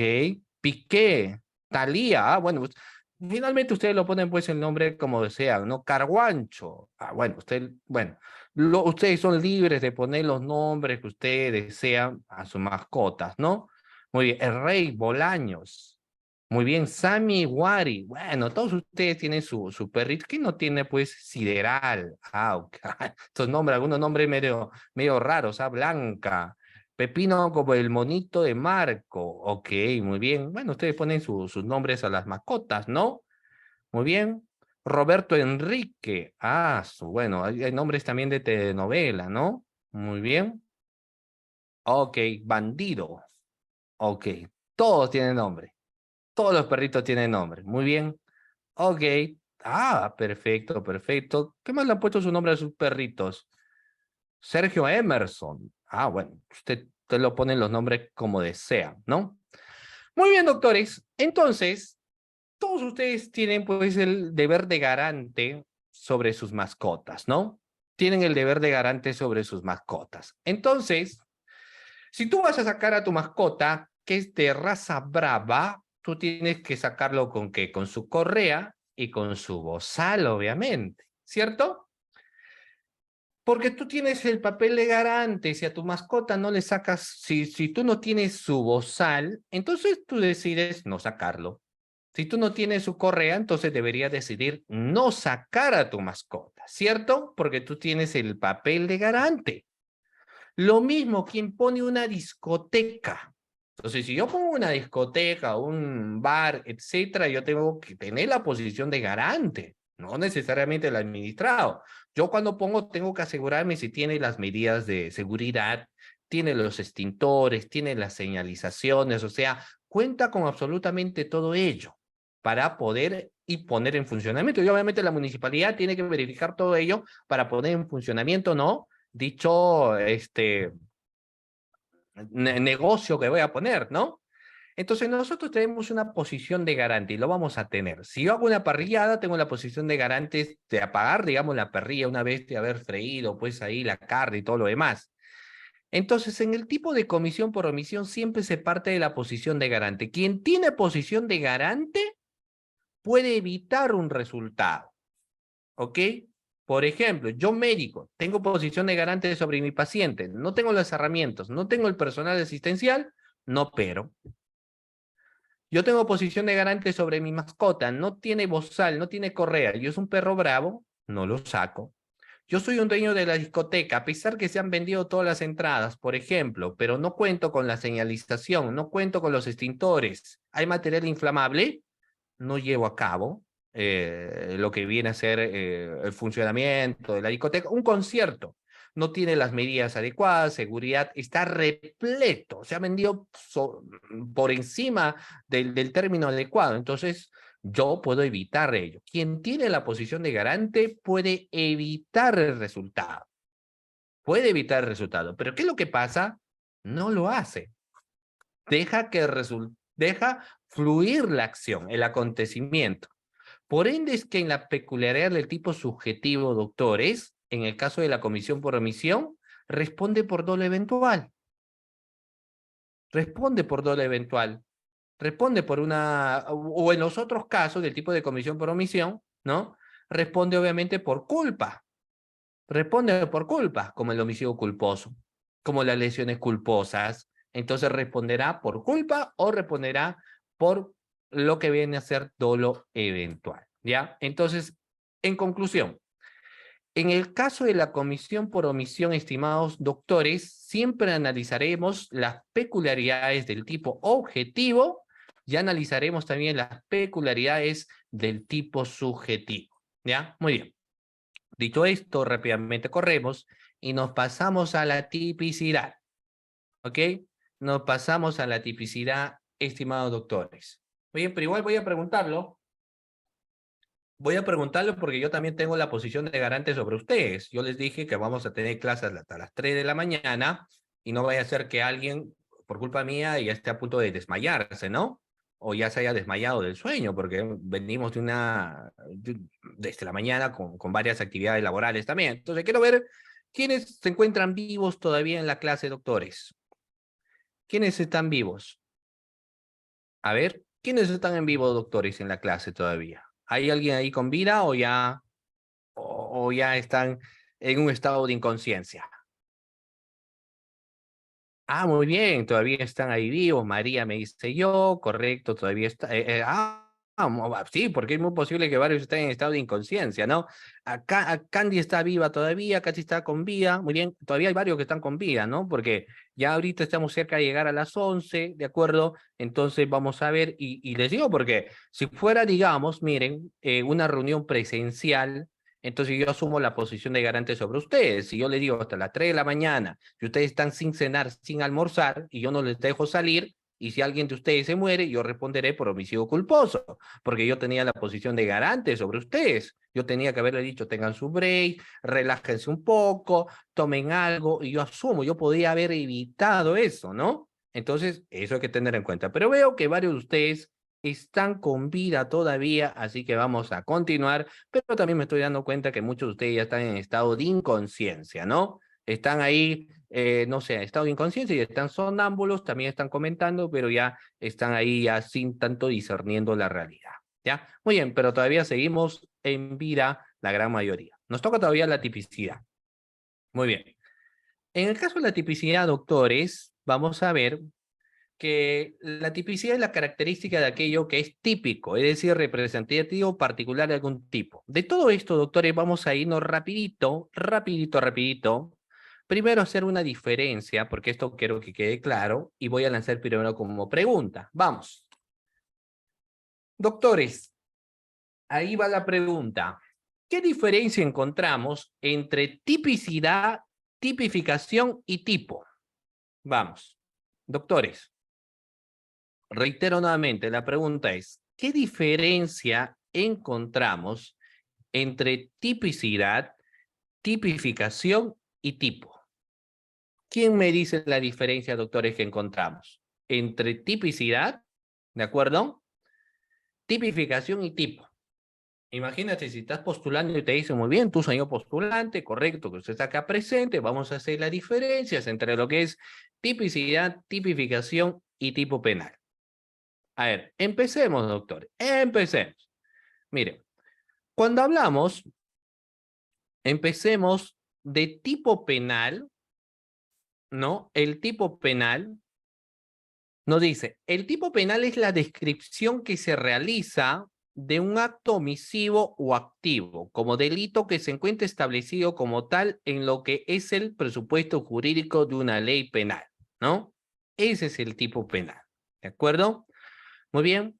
Por ejemplo, ¿qué es lo que podríamos señalar en todo el tipo penal? Es la descripción. Si yo digo artículo 106, homicidio simple es el tipo penal. Si yo veo, por ejemplo, artículo 384, delito de colusión, el término colusión es el tipo penal. Si yo veo, por ejemplo, artículo, digamos, 399, aprovechamiento indebido del cargo, esa denominación aprovechamiento indebido del cargo es el tipo penal. Por eso no dice, el tipo penal es la descripción que se realiza de un acto omisivo o activo. Artículo 149, cuando nos señala, por ejemplo, omisión a la asistencia familiar, esa descripción de omisión a la asistencia familiar es el tipo penal. Pero es cuando te dicen, dime el tipo penal, ¿no? En las audiencias, a ver, dime el tipo penal, homicidio simple. Dime el tipo penal, colusión. Dime el tipo penal, peculado. Ese es el tipo penal, ¿ya? No nos olvidemos. Cuando hablamos de la tipicidad, ya, vamos a ver, la tipicidad, por otro lado, es la forma en la que se adecua el acto humano voluntario ejecutado por el sujeto a lo que es la figura descriptiva por la ley como delito. La tipicidad, doctores, es la descripción del tipo. Si el tipo es omisión a la asistencia familiar, la tipicidad vendrá a ser lo siguiente: el que omite prestar, ¿no?, alimentos a un menor o al alimentista que establece una resolución. O sea, toda la descripción viene a ser la tipicidad. El tipo es, en conclusión, como el título, y la tipicidad es la descripción del tipo penal. ¿De acuerdo? Muy bien. Vamos a ver. Ahora, la tipificación, que es otro término también, cuando hablamos de la tipificación, podemos determinar que es definida como la criminalización de una norma una criminalización de la norma. O sea, es la que se encuentra regulada la tipificación, recogida en una ley o en un tipo penal. En pocas palabras, la tipificación podemos señalarlo con la numeración. ¿Está tipificado dónde? En el artículo 3, cuando yo digo artículo 384, artículo 399, artículo 108b, artículo 108c, o sea, todos los articulados es la tipificación. ¿De acuerdo? Es la tipificación. No nos olvidemos, ¿de acuerdo? Eso viene a ser, ¿ya? Muy bien, hay que tener en cuenta entonces, entre tipo, que es el título, la tipicidad, que es la descripción, y la tipificación, que viene a ser el artículo, ¿ya? Muy bien, sigamos, la tipicidad. Dentro del marco de tipicidad, estimados doctores, vamos a ver imputación objetiva. Cuando analizamos imputación objetiva, vamos a ver, acá ustedes pueden ver, miren, imputación objetiva del resultado y imputación objetiva del comportamiento. Reitero nuevamente, vamos a advertir, imputación objetiva del resultado, y vamos a mencionar también imputación objetiva del comportamiento. Vamos a explicar. Este es interesante. Cuando hablamos de la imputación objetiva, tomemos nota también, cuando hablamos de la imputación objetiva del resultado, tengo caso de disminución de riesgo, caso de ausencia de un riesgo típicamente relevante, casos en los que se excluye la imputación objetiva por el fin de protección de la norma y tengo casos de riesgo socialmente aceptado. Reitero nuevamente, ¿ya? Cuando hablo de imputación objetiva de resultado, caso de disminución de riesgo, caso de ausencia de un riesgo típicamente relevante, casos en los que se incluye la imputación objetiva por el fin de protección de la norma y casos de riesgo socialmente aceptado. ¿Ok? Muy bien. Partamos por el primero. Caso de disminución de riesgo. Vamos a poner un ejemplo. ¿Ya? Miren, ¿cómo es esto el tema de caso de disminución de riesgo? Un ejemplo. Tengo a Pamela. Pamela está pues caminando tranquilamente escuchando música, ¿no? Ahí está Pamela escuchando música, distraída escuchando música, Pamela. Aparte de eso, Pamela es Miss, digamos, Miss Lima Metropolitana, ¿no? Reina de belleza, es estudiante universitaria también y está escuchando música, pero está tan distraída que no se da cuenta que un camión a toda velocidad está rumbo a ella, ¿no? Con dirección a ella. Así que un joven que aparece le empieza a gritar, porque la conoce también, le dice, Pamela el camión. Y Pamela pues no hace caso, está escuchando ahí. Pamela el camión, ¿no? Y Pamela escucha por ahí y dice, bueno, alguien seguro quiere hablarme, y no hace caso, ¿no? Y sigue y el camión se está acercando más y más, Pamela no se da cuenta y el joven toma una decisión. Se va corriendo rápidamente y empuja a Pamela. Pamela se va de bruces, se cae de cara, se rompe el tabique y pierde 2 dientes de adelante. Pierde 2 dientes de adelante, pero el camión no lo arrolla, porque si le atrapaba el camión, posiblemente la mataba y si no la mataba, quizás la dejaba en silla de ruedas para siempre, ¿no? Pero el joven lo salvó, porque el joven también por milésimas, él también se golpeó, entonces lo empujó. Solo que Pamela, como tenía taco, no pudo maniobrar y se cayó. Pamela se ve, empieza a llorar, porque obviamente se rompió la nariz y se quedó sin dientes. De adelante, la pregunta es, ¿el joven que le empujó será responsable penalmente? ¿Se le podrá imputar responsabilidad penal al joven que le empujó? O sea, ¿podemos decir que él es el responsable penalmente? Obviamente que no, ¿cierto? ¿Por qué no será responsable penalmente si al final, producto del empujón, se rompió el tabique y perdió 2 dientes? Lo que pasa es que, ¿qué hubiese sucedido si no le empujaba? El camión lo arrollaba y posiblemente lo mataba. Entonces nos encontramos ante un caso de disminución del riesgo. Eso es un típico ejemplo de caso de disminución de riesgo. ¿De acuerdo? Muy importante. Siguiente. Lo mismo sucede con el médico, ¿no? Porque si alguien ve un médico porque siento dolores en el hígado y luego me amputan una pierna, entonces negligencia médica. Pero si yo voy al médico herido de una pierna y luego yo me doy cuenta y el médico se da cuenta, mejor dicho, que es una infección, que si ahorita no me amputan la pierna, entonces puedo tener una infección generalizada, me amputa la pierna, yo no lo puedo acusar, o si lo acuso, etcétera, no va a pasar absolutamente nada porque nos encontramos ante un caso de disminución de riesgo. Es decir, se protegió un bien jurídico tutelado de mayor valor sobre otro. ¿De acuerdo? Ese es un caso de disminución de riesgo. Otro ejemplo, doctores, pero ahora vamos a hablar caso de ausencia de un riesgo típicamente relevante. ¿De acuerdo? Reitero nuevamente. Caso de ausencia de un riesgo típicamente relevante. ¿Cómo se entiende esto? El típico ejemplo del tío millonario y el sobrino ambicioso. El señor es un millonario, casi multimillonario, y solo tiene 40 años. O sea, joven, con 40 años ya multimillonarios.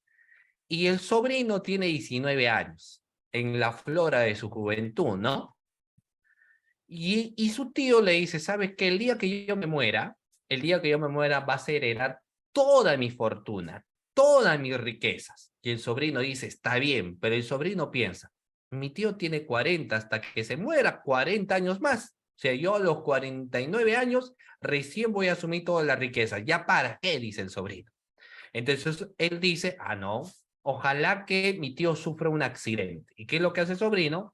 Le compra los pasajes de avión, ¿no? Para que se vaya de vacaciones, porque le dice, tío, tú mucho trabajas, váyate a las pirámides de Egipto, le compra los pasajes de avión, el tío le dice, sí, sobrino, tiene razón, va en el vuelo y cuando va a aterrizar, explota el avión. La pregunta es ahí, ¿el sobrino será responsable por la muerte de su tío? ¿El sobrino será responsable por la muerte de su tío? Es más, agrego un dato. El sobrino decía, ojalá que explote el avión, ojalá que el avión se caiga, etcétera. Pero ¿será responsable el sobrino? Obviamente que no. ¿Por qué no es responsable? Porque nos encontramos ante un caso de ausencia de un riesgo típicamente relevante. ¿Ya? Tengamos en cuenta eso. ¿Ok? Otro ejemplo, autores, rapidito nada más. Casos en los que se excluye Casos en los que se excluye la imputación objetiva por el fin de protección de la norma. ¿Cómo entendemos esto, doctores? Casos en los que se excluye la imputación objetiva por el fin de protección de la norma. Pepito mata a José. Viene la mamá de José, se entera de la muerte de su hijo, le da un paro cardíaco y muere. El esposo se entera de la muerte de su hijo y de la esposa y también le da un paro cardíaco y muere. La hermana, que sufría de depresión, se entera de la muerte de su hijo, de su hermano, de sus dos padres, se quita la vida.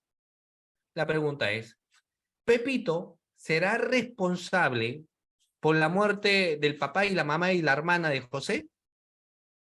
¿O solamente por la muerte de José?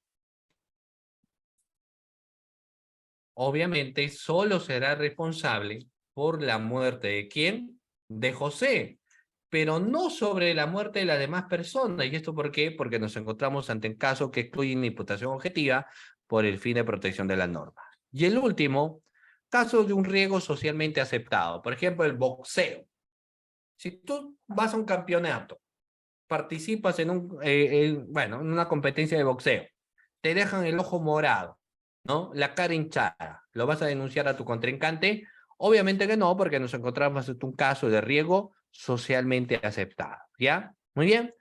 Y acá vamos a tener, doctores, otros aspectos que está relacionado al riesgo permitido. Todo riesgo permitido no tiene repercusión de carácter penal, el principio de confianza y por último la prohibición de regreso. En el caso de la prohibición de regreso, vamos a evidenciar, por ejemplo, el típico caso del taxista, ¿no? El taxista lleva pasajeros, pero no está en la obligación el taxista de decirle qué llevas en tu maleta, qué llevas en tu maletín, no, sino que el taxista sencillamente lleva y cumple un rol.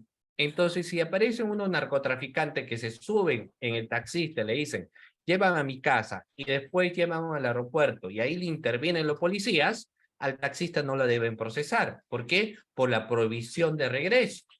Lo mismo quien vende, digamos, armamento, ¿no? O quien vende, por ejemplo, veneno para ratas. Si la señora compró veneno para rata para matar a su esposo, entonces quien vendió el veneno no es responsable porque él cumplió un rol.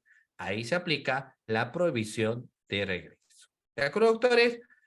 Muy bien, estimados participantes. De esta manera llegamos, siendo exactamente las 11:01 de la noche, pues llegamos a la parte final de la sesión de clase el día de hoy. Para empezar, quiero felicitarles a cada uno de ustedes, estimados doctores, que hasta este momento han llegado escuchando la sesión de clase. Muchísimas gracias a todos los participantes de esta sesión de clase del día de hoy.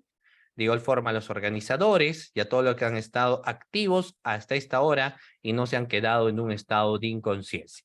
Muy bien, doctores, muchísimas gracias. Cuídense muchísimo y Dios mediante, pues espero verlos en una próxima oportunidad a cada uno de ustedes. Muy buenas noches.